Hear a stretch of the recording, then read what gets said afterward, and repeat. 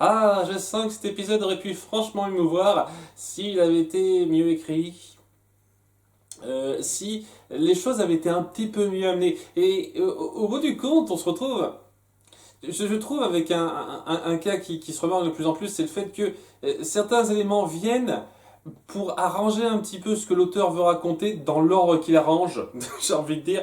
Alors qu'il y a beaucoup de ces trucs qui, honnêtement, auraient pu venir plus tôt, aurait pu être montré un peu mieux aussi, mais ça aurait pu venir plus tôt. Et le fait est que je trouve ça franchement dommage parce que dans l'idée, c'est vrai que c'est très joli, surtout à quelques moments autour d'Al et Ed, le drame qui les touche, le fait qu'on revienne en détail là-dessus sur ce que représente leur mère qu'ils ont essayé de ressusciter, tout ça, tout ça. Il y a des moments assez forts dans la considération émotionnelle de ces deux personnages, une fois de plus, je trouve ça très bien fait à cet égard-là, mais à côté de ça, il y a toute l'écriture, la façon dont c'est amené qui est assez décevante à un certain degré, pas très folichonne pour moi, et c'est un petit peu le petit souci que j'ai avec cet épisode, ce qui fait que, alors il est bien, il aurait pu être beaucoup plus que bien, quoi. Donc ouais, ça commence donc sur Hal qui retrouve son père devant la tombe de sa mère. Alors ça tombe bien au passage. Parce que bon, il n'y a rien qui a amené à ce qu'il se trouve là de façon poussée. Je veux dire, le mec, il vient jamais dans le coin, semble-t-il. Hein. En tout cas, si on met bien en avant que c'est la toute première fois qu'il vient depuis 4-5 ans, un truc comme ça. Et donc ouais, comme par hasard, il y a Ed qui se rend ici et il se trouve là lui aussi. Eh ben donc, les coïncidences, une fois de plus, il aime bien ça, cette série, plus ça avance, hein.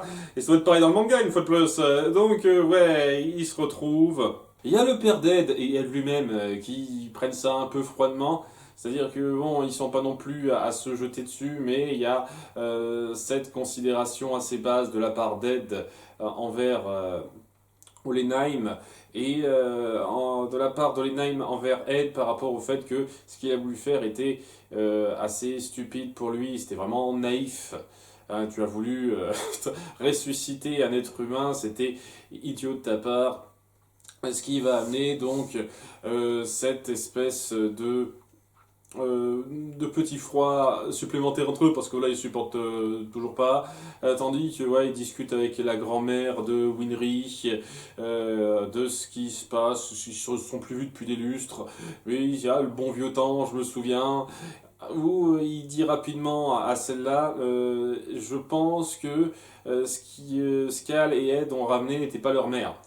Oui, ça me paraissait un petit peu évident personnellement, mais apparemment c'était plus que ça, c'est-à-dire que c'était même pas la base de leur mère. Ce corps n'avait rien à voir avec le corps biologique de leur mère. Ce qui donc aide pas trop en fait. Mais au bout du compte, c'est un truc vraiment, je suis sûr qu'on n'y répondra pas. Quelle logique spécifique vous permet de pouvoir ramener un corps d'être humain précis en fait? C'est un truc qu'ils expliqueront pas, mais ouais, c'est ce genre de truc. On veut ressusciter quelqu'un, on pense très fort à la personne, ça vient comme ça. Apparemment, mais apparemment non, ça marche pas comme ça. Ça c'est des détails, ça c'est pas trop grave, mais ouais, le fait est qu'il insinue que ça pourrait pas être elle. Et donc Ed, il commence à avoir des doutes, il en fait des cauchemars en se reprenant ses regrets dans la gueule avec ce qu'il a pas su faire, le fait qu'il a failli perdre son frère, sa mère n'a pas pu être ressuscitée. Il y a une fois de plus le petit rappel à Tucker et le fait qu'il a fait cette comparaison entre eux. C'est cool d'appuyer ce drama-là, même si c'est clair et net que vu comme c'est parti, cette affaire avec Tucker et ne sert à rien, ne va pas changer grand chose au grand ordre des choses, mais au moins c'est bien d'appuyer que ça existe et que ça a marqué Ed. Au moins c'est bien d'appuyer ça, quoi. Parce qu'une fois de plus, c'est le genre de truc qui fait que je vais pas être aussi touché émotionnellement dans le grand ordre des choses, dans le grand tableau par cette histoire-là, parce qu'elle va trop vite déjà, mais surtout parce que ben, c'est juste une histoire comme ça qui ne se lie pas à grand-chose. Donc c'est un petit peu le souci, mais bon, je me suis déjà un petit peu étendu là-dessus.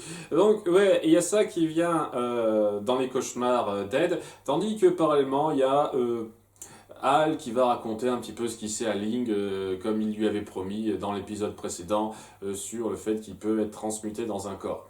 Et il explique que, ouais, avant de mourir, Hal a mis son âme dans un corps en fer, il n'en sait pas plus. En gros, c'est ça, quoi.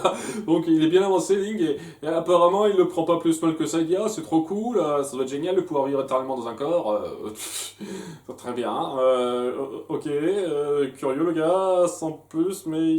Enfin bref. Et il y a donc cette considération d'Al qui est un peu bizarre par rapport à un truc qu'a dit rapidement Barry avant de crever en voyant son corps, en disant que un corps sans l'âme qui lui correspond, une âme dans un autre corps dépérit en fait, le corps dépérit.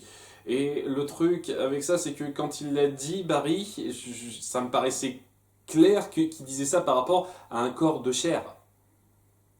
Son corps à lui, pas un corps inorganique qui n'est pas lié particulièrement à quelque chose de chair, à une âme de base, quoi. Une armure en fer n'a pas d'âme de base, alors que le corps de Barry avait une âme. Même si c'était l'âme d'un tueur en série, il avait une âme quand même.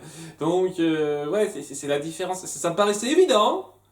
Et il va avoir cette espèce de petit doute, une fois de plus, c'est une sorte de running gag apparemment autour d'elle. Barry dit un truc, et il le croit sur parole sans réfléchir plus. C'est son truc en fait. Ah bah heureusement qu'il est mort assez tôt, Barry entre guillemets, parce que sinon il aurait dit une autre connerie plus tard et il aurait cru directement sans réfléchir plus que ça. Voilà, ça fait partie des problèmes d'écriture que j'ai avec cet épisode, c'est le fait que voilà, il n'y a pas de grande réflexion poussée des personnages, ils partent direct dans certaines conclusions très vite. Et pour faire un peu du drame facile à ce niveau-là, ou pour aller plus vite ou moins vite dans certains points. Et là, ça fait partie du truc, je ne vois pas l'intérêt de rajouter ça. Il ne veut pas rester dans ce corps, ce n'est pas le souci. C'est pas ça le truc. Apparemment, Ling, il est fasciné par ça. C'est comme pour Grid, apparemment, il était à fond dans le délire. Ah ouais, ça serait cool de pouvoir vivre éternellement à travers les objets. Genre, oui, même s'il y a ce problème de non-adéquation des corps, je pourrais passer d'un autre corps à un autre, c'est pas un souci, au fur et à mesure. Même si, bon, une fois de plus, je pense pas qu'elle lui ait donné beaucoup d'informations pour concrétiser ça particulièrement, mais bon. Enfin bref, ouais, il y a cette considération-là, et puis il y a Ed qui, donc de son côté, dans son village, va essayer de suivre un petit peu les paroles de son père qui part donc le matin même en disant donc à la grand-mère de Winry de faire gaffe. Il la met en garde en disant que ça ne sera plus trop sûr dans pas longtemps, il se serait bien qu'elle parte, mais elle veut pas, et il dit un peu à lui-même, je pense que c'est la dernière fois qu'on se verra, j'aurai plus l'occasion de manger avec toi. Si t'attends tous les 5 ans pour le faire, c'est clair et net que t'en auras pas profité très longtemps, quoi. Donc, ouais, il y a cette espèce de mise en garde pour un conflit plus tard, quelque chose de très important qui mettra à mal l'endroit, et j'imagine pas seulement ce village, toute une région, dans l'histoire de mettre en place la chose, c'est bien ça. Tandis que donc Ed, après ça, se dit qu'il tient à savoir de façon sûre si c'est bel et bien génétiquement, parce que c'est là qu'on est, hein, génétiquement, sa mère qu'il a essayé de ressusciter. Et donc il fait appel à la grand-mère pour l'aider à creuser la tombe qu'il a faite sur elle. Et un tout petit truc, 3 fois rien, pourquoi tu fais ça avec une pelle, pourquoi tu fais pas ça avec ton alchimie? Pourquoi tu ne transformes pas la terre en quelque chose de plus facile à défricher et puis pouf, tu vas plus vite? Pourquoi tu fais ça qu'à la pelle? Je comprends pas très bien. Tu te compliques la vie pour pas grand chose alors que tu as des capacités pour ça. Je ne sais pas, c'est un détail, une fois de plus, c'est pas grave ça. Et donc, ouais, il finit par déterrer le corps, on voit que ça le dégoûte à un certain degré, il vomit régulièrement par rapport à ça. C'est compréhensible, quoi, déterrer le corps de sa mère, c'est quelque chose, même si c'est pas vraiment sa mère, puisqu'il va découvrir que ben ça ne correspond pas à sa mère. Ses cheveux n'ont pas la bonne couleur, c'est même pas la structure osseuse d'une femme. Et j'ai envie de dire, personne n'a jeté un regard un tant soit peu poussé sur cette chose-là. Il n'y a même pas l'armée qui s'est dit, tiens, on pourrait peut-être faire une enquête sur ce truc-là, on va enterrer ce truc-là, on se pose pas de questions pendant plusieurs années. Ok, alors j'imagine que c'est le trauma, c'est le trauma. Donc, voilà, il y a donc Hal qui en tombe un petit peu dénu, qui le vit un petit peu mal sur le coup, mais qui se sent un peu libéré d'un point à un certain degré, et qui ressent un petit peu le besoin donc de de faire part de ça à Hal et à Winry, surtout à Hal. Tandis qu'avant de partir, déjà, bon, il lâche un petit mot sur les Rockbell, les parents de Winry, à sa grand-mère.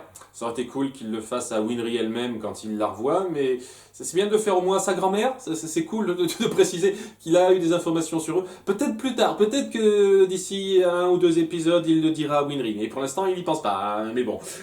Donc, il lâche ça, tandis que oui, la grand-mère de Winry dit « Ah zut, j'ai oublié de dire à Olenheim que votre mère, Trisha, avait des derniers mots pour lui avant de mourir. » Et c'était qu'elle était désolée de ne pas avoir tenu sa promesse. De quelle promesse on parle? Là, là, mystère. On pose des petits trucs en place, c'est pas si mal.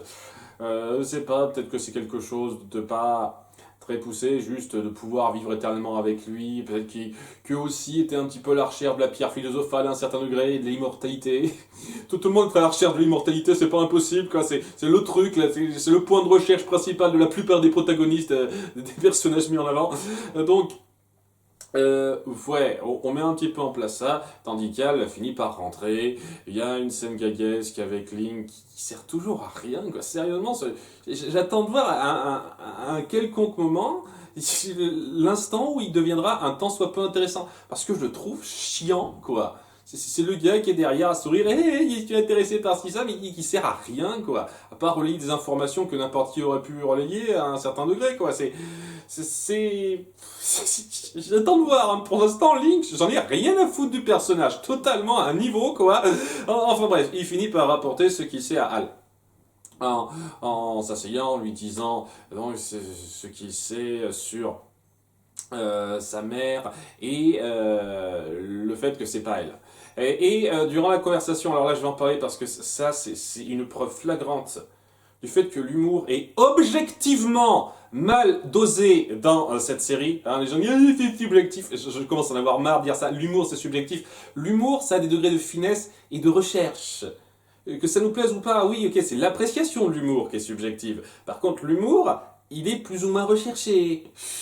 Je suis un fervent partisan de la subjectivité dans l'appréciation de l'art, mais voilà, dans l'appréciation de l'art, il y a quand même des choses qui sont objectivement bien faites ou mal faites. Que ça vous dérange ou pas, ça dépend de vous, évidemment, mais là, c'est clairement mal foutu. Il est en plein dans son explication sur le fait que c'était pas leur vraie mère, etc., et que ça lui a donné une piste pour pouvoir sauver Hal, même si la piste en question, elle est très... Enfin, on en parlera dans pas longtemps, ça. Et tout d'un coup, mais vraiment de nulle part, il se dit, je vais en parler, mais attendez, avant qu'on parle de ça, Winry, tu te souviens, lorsqu'on était petit, et que t'as décidé de choisir entre Hal et moi, pourquoi t'as dit à Hal non, en fait? Pourquoi tu me poses cette question? Eh ben, je lui ai dit non, parce que je sors pas avec les garçons plus petits que moi. Mais non, arrête de juger les gars sur leur taille, et... Quoi? Et après, ils poursuivent leur conversation sérieuse. C'est quoi le putain de délire? C'est quoi cette merde? Et oh là! Vous balancez pas votre humour n'importe comment, juste comme ça. C'est comme s'il y avait, je sais pas moi, un vétéran de guerre qui racontait une expérience ultra tragique qu'il a vécue. Oh là, j'ai découvert ce village avec tous ces morts, ces femmes et ces enfants blessés. C'était... Ah tiens, tant qu'on parle, tu peux me tirer le doigt? Sinon, ouais, tous ces enfants morts, cette désolation, c'était... Oh. C'est ce niveau-là, quoi. C'est de la merde. C'est de l'écriture d'humour de merde. Vous ferez pas votre humour n'importe comment, quoi. Sérieusement, c'est quoi ça? Je vois que deux explications de justification à ça. La première, c'est donc la plus globale, c'est le fait que l'auteur a beaucoup de mal à rester sérieuse trop longtemps dans une histoire tragique comme ça. À ce moment-là, pourquoi elle écrit des histoires comme ça? Et surtout, ils veulent essayer de mettre en place le petit setup payoff sur le fait qu'il y a Hal qui se sent une fois de plus complexé par sa taille, et le fait qu'à la fin, lorsqu'il s'affirme, il y a Winry qui dit « Ah, je le trouve plus grand que d'habitude » tout de suite, histoire de faire ce parallèle. Ok, si tu veux faire ce parallèle-là, tu amènes mieux cette blague. Tu amènes ça naturellement. Tu dis pas, tiens, au fait, pendant qu'on parle, un truc qui n'a rien à voir, on fait une blague. Non, tu t'amènes ça mieux que ça. C'est de l'écriture de merde, ça. Je le dis clairement. Ça m'a sorti de l'épisode pendant 1 minute, ce truc. J'ai dû faire pause pour me ressaisir, dire oh, qu'est-ce que c'était que cette connerie. Et après coup, ils ont poursuivi sur quelque chose de plus sérieux et de beaucoup mieux fait. Il y a donc cette inspiration d'Al par rapport à ce qu'il a découvert sur le fait qu'il aurait de quoi pouvoir ramener le corps d'Al. C'est-à-dire que ça l'a inspiré et je vois pas en quoi en fait. Le truc avec ça, c'est que ce qu'il met en avant, ça n'a rien à voir avec le fait que leur mère n'est pas leur mère. La logique qu'il met en place n'a pas grand chose à voir avec le fait que leur mère n'est pas leur mère. C'est important dans le fait que ça va finir par les soulager à un certain degré. Ils vont en parler après. Je me sentais tellement mal, j'avais le sentiment d'avoir tué ma mère une seconde fois. Mais maintenant que je sais que c'était pas vraiment ma mère, je me sens libéré d'un poids, ça me soulage. Et d'ailleurs, il y a un parallèle très joli qui est fait avec Izumi qui l'appelle en même temps en parallèle, en lui disant que peut-être c'était pas son fils en fait qu'elle a essayé de ressusciter. Et donc, elle se sent soulagée de pas avoir techniquement tué son fils une seconde fois elle aussi, c'est très joli, c'est très beau, mais je vois pas en quoi il fallait que ce soit ça qui fasse le déclic chez Ed pour se dire tiens, je vois que je pourrais récupérer ton corps avec de la même façon que je pouvais récupérer ton âme. C'est-à-dire que ton âme, elle était liée à la porte entre notre monde et le monde de la vérité, hein, cette espèce d'entité presque divine qu'on a rencontrée, et je pense que ton corps est derrière cette porte et je pourrais le retrouver comme j'ai retrouvé ton âme. Je veux dire, ouais, oui, je me doute, mais pourquoi tu penses pas depuis le début à ça? Et c'est là qu'il se dit, ouais, on pourrait peut-être utiliser davantage les souvenirs que tu as. Est-ce que tu pourrais réfléchir davantage, essayer de te forcer un peu plus à te souvenir Oui, pourquoi t'as pas fait ça dès le début qu'il a commencé à se souvenir de quelque chose? Après le combat contre Grit, c'est quoi ce délire? Pourquoi c'est que maintenant que tu fais ça? C'est que maintenant que tu dis, ah tiens, ce serait cool que tu fasses des efforts pour te souvenir mieux. Et le truc, c'est que ouais, il fait des efforts et il se souvient mieux de certains trucs. C'est bien, c'est bien, Ed. C'est bien d'attendre plusieurs épisodes pour faire la suite à ça. C'est clair que vous aviez rien d'autre à foutre en attendant. C'est quoi ce truc? Parce que c'est fort dans l'idée, c'est fort, c'est cette conviction qui se crée une fois de plus sur le fait qu'ils doivent continuer, qu'ils ont des pistes et que, au bout du compte, la vérité, cette entité-là, est une sorte d'ennemi à combattre en fait. Une sorte d'ennemi qu'il faut déjouer pour revenir à l'état actuel des choses d'avant. C'est intéressant, mais ces réflexions, une bonne partie de ces réflexions aurait pu être faites bien avant.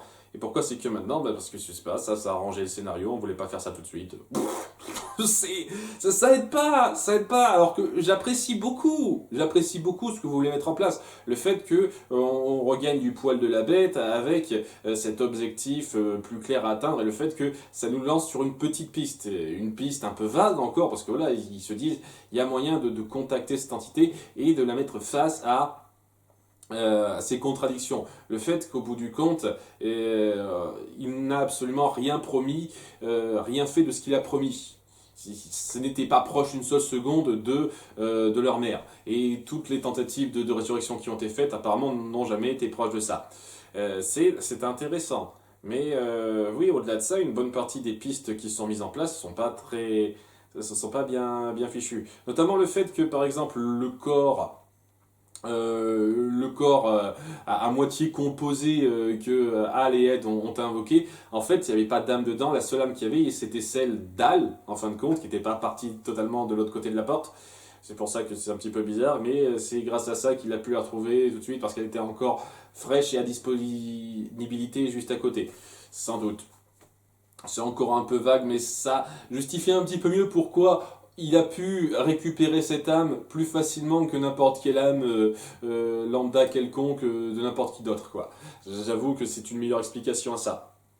Et ouais, après ça, il y a un moment qui est très fort là aussi, où Ed et Al se confient un peu à cœur ouvert, Al qui finit par dire à Ed qu'il ne doit pas tout prendre sur lui, lui aussi il était impliqué, lui aussi il se sent responsable, il se sent soulagé d'un poids, une fois de plus, avec le fait d'apprendre que c'était pas vraiment leur mère qui a failli ressusciter. Et il finit par regretter vraiment le fait d'être à part, en fait. Et j'avoue qu'on appuie très bien ça, le fait que il ne dort pas, lui, et que ça lui fait tellement de peine de passer ses nuits seul à un certain degré. Et il en a assez, il veut que ça s'arrête, il veut vraiment aller de l'avant et retrouver son corps. Et il y a ce moment très joli entre eux, à Ed qui se dit, tiens, on va y arriver, rassure-toi, on sait ce qu'on doit faire. À un certain degré, ça reste un petit peu vague, mais sans doute que la suite sera plus claire là-dessus. C'est joli à plusieurs moments. Ça appuie une fois de plus très bien la mentalité torturée des deux personnages principaux et même de Winry à côté, qui est là pour les épauler. C'est joli à plusieurs moments, mais là certains éléments sont amenés pas super bien, pas très intelligemment pour moi, je le dis clairement. Donc, ouais, c'est pas aussi génial que ça le pourrait, alors que ça a des moments forts, hein, cet épisode, c'est évident. Mais c'est clair et net que ce niveau d'écriture, un peu bâclé sur certains bords, n'aide pas. N'aide pas. C'est dommage, hein, parce que avec un tout petit peu plus de réflexion dans l'écriture, dans comment on veut amener nos moments forts de personnages et nos développements, je pense que ça pourrait être génial. Mais tel quel, c'est juste bien en fait. Et ouais, j'ai le sentiment que si ça reste à ce niveau-là, si ça c'est considéré comme l'un des points d'orgue de la série, ben, ça ira pas plus loin que bien. Une bonne série, hein, que je serais pas mécontent d'avoir suivi, mais qui sera pas dans, dans le panthéon de ce que j'aurais regardé, hein, je le dis clairement. Mais peut-être que ça décollera vraiment et que ce sera plus, plus intelligemment écrit, plus finement écrit à certains points par la suite. On verra. Hein. À bientôt pour l'épisode 21 et peut-être plus. Bye!